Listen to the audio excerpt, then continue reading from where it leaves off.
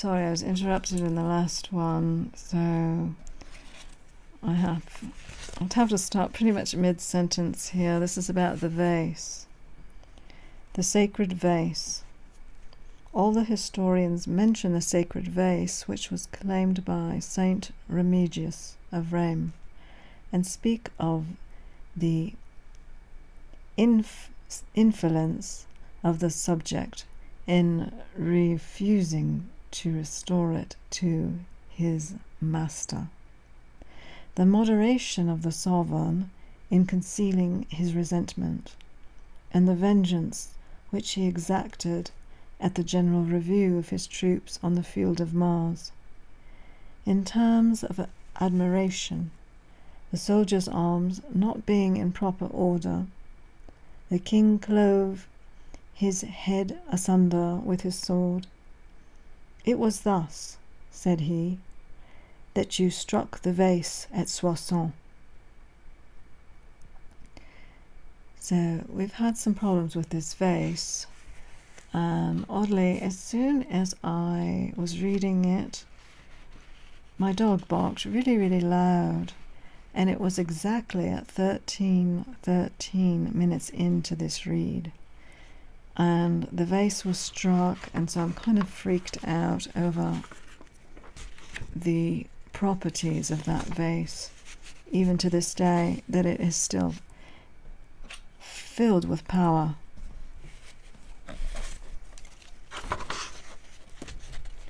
Right. A sanguinary execution, says Gregory of Tours, performed by the hand of a sovereign, must doubtless excite disgust in the present age. But this action, which appears to us degrading to majesty, inspired greater respect than awe. By this account, it is evident that the French were accustomed to assemble every year in the field, which they denominated the Field of Mars, because their assemblies were holden at the commencement of the month of March. It was from the same motive that the field was afterwards called the Field of May. Yes, the month of March in French is Mars. These assemblies were convened for a variety of purpose. The troops were reviewed before them, questions of war and peace were discussed, and abuses in the government, in the administration of justice, and in the disposal of the public money were corrected. It was there they appointed protectors during the minority of their princes, divided the treasures and dominations of the departed monarch, and fixed the day and the place for the inauguration of his successor. It was there that the kings received the voluntary gift from their nobles. This present consisted of money, furniture, and horses. The name of voluntary gift has been retained, although the nature of it has been altered. The king presided at these general assemblies of the nation, at which he was accompanied by the great officers of the crown, the mayor of the palace, the chaplain, the chamberlain, and the chancellor. The bishops and abbots were also under the necessity of attending. The dukes and counts likewise received a summons to appear. These dignities, which are now hereditary, were then but simple commissions, granted and revoked at the pleasure of the sovereign. The king or the mayor of his palace proposed the questions that were to be examined. After the assembly had discussed them, their decisions were determined by a plurality of voices, and henceforth became the law of the state. Some years after the establishment of the Franks in Gaul, Basinus, king of Thuringia, made a sudden eruption into that part of the dominions of Clovis, which was situated beyond the Rhine. Clovis was no sooner informed of this invasion than he assembled his army with the utmost expedition, and entering the enemy's country, laid it waste with fire and sword, and imposed a perpetual tribute on the offending monarch. His thoughts were next bent on the formation of an alliance by marriage with one of the princes whose territories lay contiguous to those which he had recently detached from the empire. All right.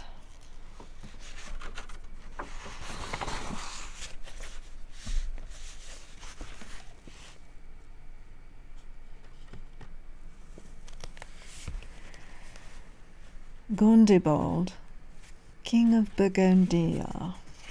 Now remember, we're still here discussing Clovis. All right. Now, how far did I get with it? I'm sorry, I had an interruption, so... Yeah, no, we did the King of... Okay, so I'm on this page, definitely. All right. Gondibald, King of Burgundians, had a niece of extraordinary beauty, the reputation of whose charms and the accounts of whose sense and virtues made an impression on the heart of Clovis, who sent ambassadors to ask her of her uncle, the court of Burgundy. Fearful of offending a young prince, whose arms were everywhere victorious, complied with his request, and the Princess Clotillis, yeah, we'll call her that, Clotildis, was accordingly espoused by Aurelian,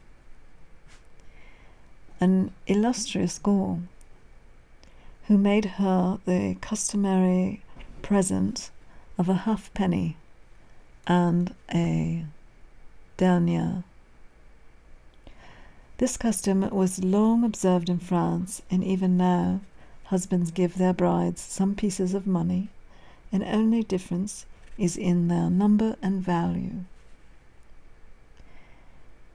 Everything being ready for the departure of the new queen, she began her journey in a kind of wagon called a bastan, which was the most decent carriage then in use. It was drawn by oxen, which, though they move slower than horses, give a less uneasy motion to the vehicle. The marriage was celebrated at Soissons amidst the mingled acclamations of the Gauls and the French. Heaven smiled on this propitious union. Clotildis became mother of a prince, who received baptism with the king's consent, and was christened Ingomar. But the death of a child for whom Clovis had so strong an affection inspired him. Notwithstanding the earnest remonstrances and footing persuasions of his wife. Remonstrances and soothing persuasions of his wife, with assertion to the Christian religion. So she was Christian. He was prevailed on, however, to suffer his second son to undergo the ceremony of baptism. He also was attacked with a fever, a severe indisposition. So one son didn't do well, the second one was also attacked. But the prayers of his consort were heard. The prince was restored to health, and the anxiety of his father dispelled. Soon after this, Clovis was converted to Christianity, an event which is thus related by historians. So yes, there was some stigma on that the first son had died and Christianity had brought it upon all of them because they were pagans before. The Germans, a warlike people, had made incursions into Gaul with a view to a settled establishment, an imitation of those nations who had effected the expulsion of the Romans. Okay. Clovis, apprised of their intentions, hastened to impede their progress and met them on the plains of Tobiac, not far from Cologne, where a bloody battle was fought. The French army had begun to give way, when the king, lifting up his eyes to heaven, exclaimed, "God of my queen, Clotildis, if you grant me victory, I here vow to receive baptism, and hereafter to worship no other than you." Having said this, he rallied his yielding forces again, led them to the charge, pierced an irresistible ardor the enemy's battalions, and at last put them to flight. He then followed them into Germany, where he dispersed the remains of the vanquished army. Reduced to obedience, a nation hitherto invincible, and compelled them to pay him an annual tribute.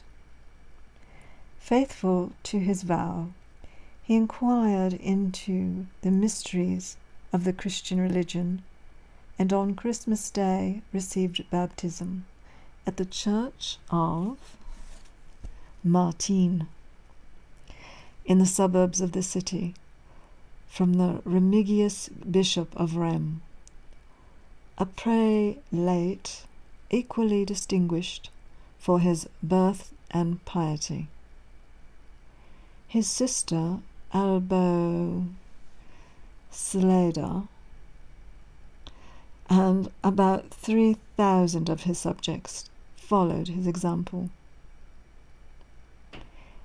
A silly story prevails that a dove descended from heaven brought a vial of balsam, with which Clovis was consecrated or confirmed.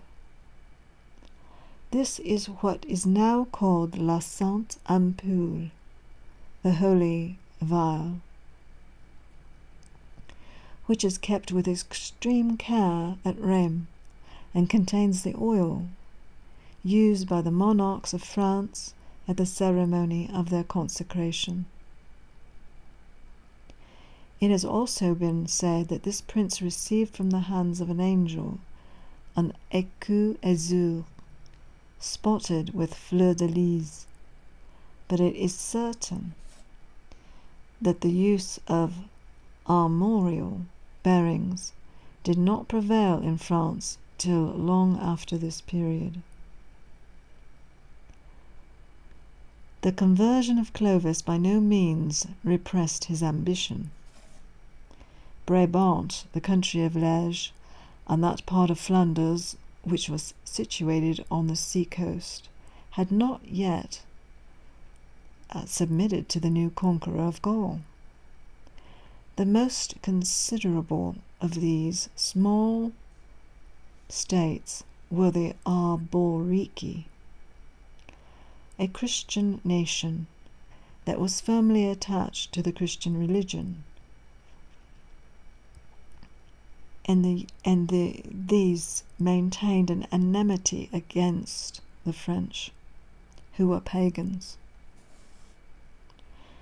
But the recent conduct of Clovis and a part of his subjects having diminished their aversion, they were induced to consent to an alliance with him, and at length they acknowledged him for their sovereign, and the two people were consolidated into one nation. The Roman garrison, following the example, capitulated and gave up all the places that were still in possession of the empire towards the ocean.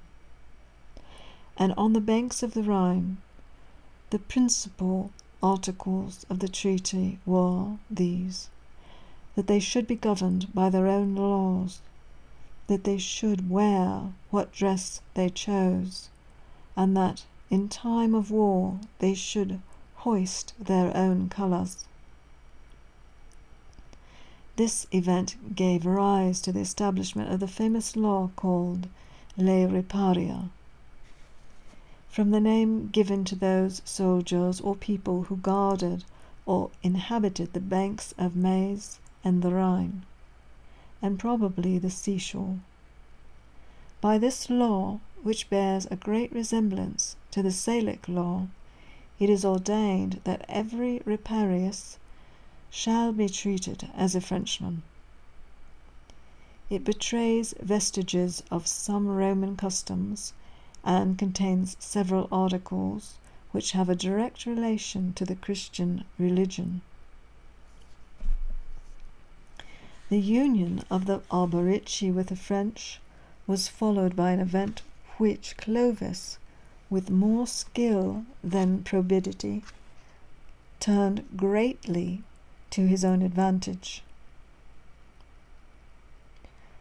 Gongi Gifili,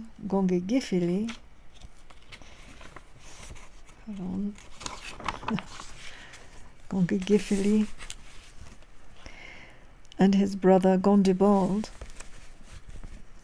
come here, reigned jointly over the Burgundians. But a jealousy arising between them, the former entered secretly into a league with the French monarch, who promised to assist him with his forces. Circumstances were extremely favourable for the concealing the preparations that were going forward in France. The revolt of the inhabitants of Verdun furnished a pretext for the collection of troops, whom Clovis led against the rebels. But his wrath being appeased by the felicitation of a priest named Euspicius, he pardoned those whom came to Chastis and immediately directed his march towards Burgundy, where an action ensued on the banks of the small river Ouche. The victory was soon decided. Gondibald, being deceived by the treachery of his faithless brother, fled with the small remains of his army to Avignon, whither he was pursued and besieged by the victorious troops. Endued with a wonderful presence of mind that no calamity would destroy or could destroy, and a fertility of mental resources that no complication of misfortunes could exhaust, he had the address to form a treaty with Clovis, by which he agreed to leave Gondifolis in possession of Vienne and of some other places which he had reduced. But no sooner were the French departed than, thinking himself justified by the former treachery of his brother in the violation of his present engagements, he declared war against him, took Vienne by surprise, and pursuing Gondifolis to the foot of the altar, whither he had fled for refuge, put an end to his existence. So the brother killed the brother. Clovis, this is AD 501, was at this time employed in the reduction of the Armorican towns, but having in vain attempted to subdue them by arms, he at length acquired them by negotiation. A treaty was concluded by which it was stipulated that the Britons should have no more kings, but only counts or dukes, dependent on the French monarch. There are some writers who pretend that the French army took Vannes, and that this exploit paved the way for the conquest of all Brittany. Be that as it may, Clovis had no sooner determined that important busyness than he renewed, in concert with Theodoric, king of the Ostrogoths, the war against Gondebaud. Alright, so somehow along here Brittany is being founded as well, conquested as his, and they're denouncing any king in England. The King of Burgundy had had sufficient time to make the necessary preparations for the vigorous defence. His first care was to conciliate the affections of his subjects by an uniform display of mildness and moderation. With this view, too, he published the famous ordinance, called after him the Gambetian Law, the chief purpose of which was to ensure the felicity of his people. It particularly forbids to molest or maltreat such of the Gauls as it may be settled in any part of Burgundy. The 45th article allows the liberty of an appeal to single combat to those who may be indisposed to abide by an oath. After these preparations, Gondebaud advanced again against the French, whose junction with the Visigoths he was anxious to prevent. But his success was not answerable to his efforts, his army being cut in pieces and his kingdom reduced. It was, however, restored to him, but for what reason is not known. Some authors have asserted that the Burgundian princes became tributary to Clovis, that he even attached himself to his person and accepted an office in his household. This opinion is founded on a passage in Bishop Avitus, where it is said that Gondebaud was either a soldier or knight in the service of the French king. The conquest of Brittany was soon followed by that of the kingdom of the Visigoths. Before the French set out on this expedition, they made a vow not to really save themselves till they have subdued their enemies. Vows of this kind were very common among the ancient Franks. Every account and every occurrence prior to the victory of Clovis over Alaric are interspersed with marvelous legends and wonderful incidents. It was the custom of those times to draw an omen from the verse that was chanting when a person entered the church. The king's envoys at their entrance into the church of Saint Martin heard these words from the Psalms. Thou hast okay, we'll go for it here. Thou hast endued me with strength for the wars. Thou hast supplanted those that have risen up against me. Thou hast put my enemies to flight, and hast exterminated those that hated me. This fortunate prognostic was confirmed on the banks of the Vienne. The army was at a loss where to pass that river, when a hind plunged into the stream in flight in front of the whole camp.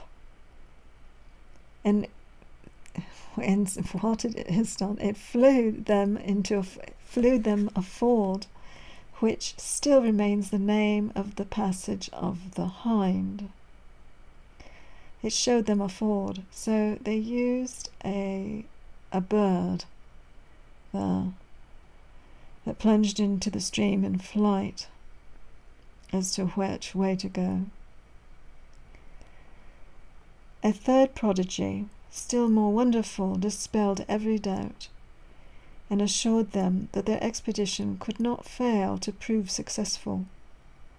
A fire was seen in the air, which appeared to arise from above the church of St. Hilary, and after hovering over the camp, it settled on Clovis's tent, and there evaporated.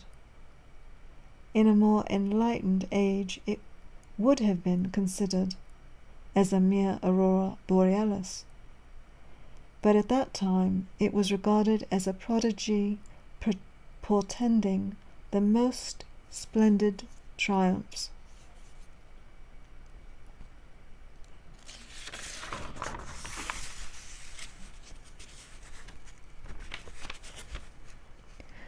The two armies met in the plains of Vouille, near Poitiers. Soon after the battle began, the monarchs of either nation, perceiving each other, rushed forward at the same instant. Engaged in the single combat, when the superior strength of skill of Clovis decided the victory in his favour. He dismounted his adversary and slew him on the spot. He slew him on the spot. He got right off his horse. Nothing now remained to impede the progress of the conqueror, who extended his empire from the banks of the Loire to the Pyrenean mountains. We're really gathering France here. 508 AD.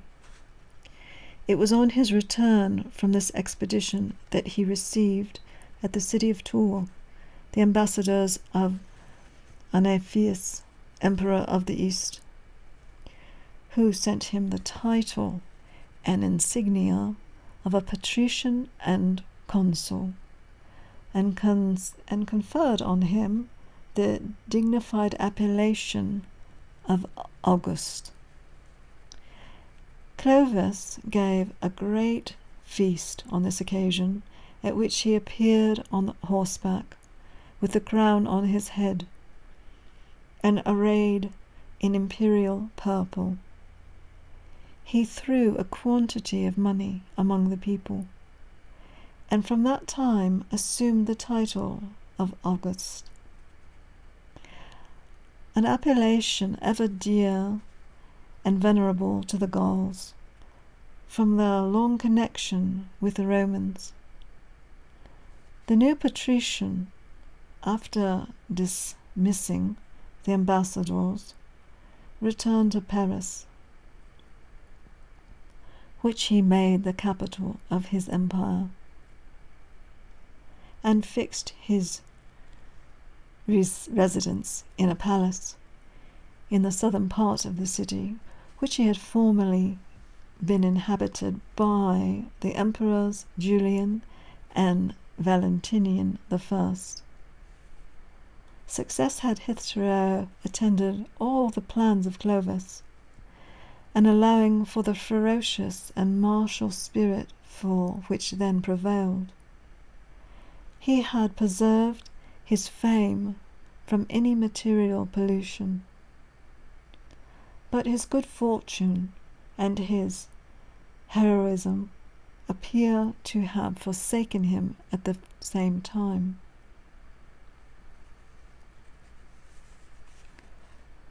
The defeat of his troops at Arles, though followed by an advantageous peace, irritated his temper, and the latter part of his life was marked by sanguinary deeds that merit the severest reprobation.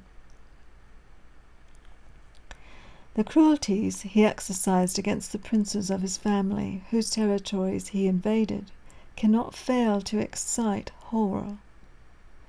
The death of Sigebert, king of Cologne, and his son Clodoric, who lost their lives through his intrigues. The fate of Ceriric, king of the Morini, and his son, whom he first ordered to be.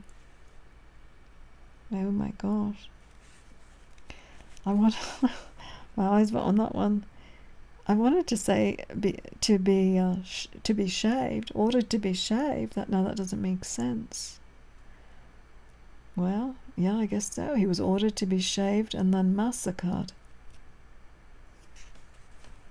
I guess it was a great fault to lose your beard and then massacred. And that of Ragnacharius, king of Cambrai, and his brother Richarius, whom he killed with his own hand. And the assassination of Regnoma, king of Mons, and his brother are acts of barbarity and injustice, and that must fix an indelible stigma on his name. This is why I was saying earlier that Clovis was not really, Mr. Nice Guy here. We have, he killed his sons, apparently, or had them, he ordered one killed, and he killed another, and then all of these other kings. So for his takeover, he really was ruthless, and used his own sons. It was probably with the view to wipe out the infamy incurred by the commission of so many crimes that he founded a great number of churches and monasteries. Oh, I feel bad now about some churches. Justice, a custom that was but too prevalent in those ages of ignorance, when all Christian justice was supposed to consist in the erection of temples and the maintenance of a certain number of monks for the purpose of prayer and meditation. It was probably from similar motives that he convened a council of 33 bishops in the town of Orleans. Here we learn from history that it was not only assembled by his orders, but that he fixed on the topics of discussion, and the prelates wrote to him to request his approbation of their decisions. The most remarkable articles that were passed related to the right of asylum or sanctuary reclaimed for the churches, and the condescension to be shown to heretical clerks whose conversion should appear to be sincere. Okay, so, the council ordained that no one should be admitted to holy orders without the permission of the king or the judge, and that no slave should be allowed that privilege without the express consent of his lord. the celebrated author of the chronicle abridgment of the history of France, pretends that the true principles of the regale is to be found in the acts of this council, the first that was holden in Gaul, when under the dominion of the French. But these acts are now before us, and we fear not to maintain, as Pasquier was already,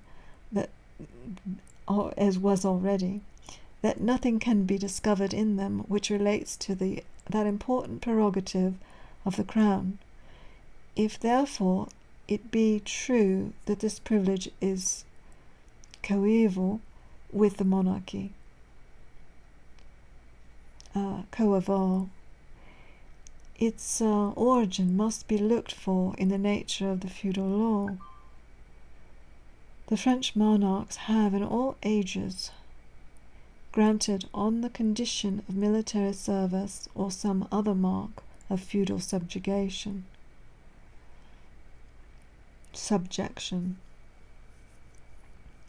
It is evident from the testimony of the author of the actions of the kings of France, of Rourke, of the monk, the Archbishop Hincmar, in his life of Remigius or Saint-Remy, that which is taken from contemporary writers, and of Aymon in his history of France, from the origin of the monarchy, that Clovis invested Aurelian with the lordship of Melun, to be holden of him in faith and homage. For some reason, authors always like to do that. They like to put and this author did this and that one did that. And I just wanted to finish the chapter of the story here that we've got. I have 2 more pages. I am 36 through, so I guess I will come back to Clovis.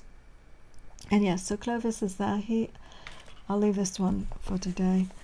Clovis was ruthless. We've come to that decision, but not completely. The acts didn't happen all at once, but he definitely was witty enough to do the deed, to take over France and take over the lands that were someone else's and name it as France.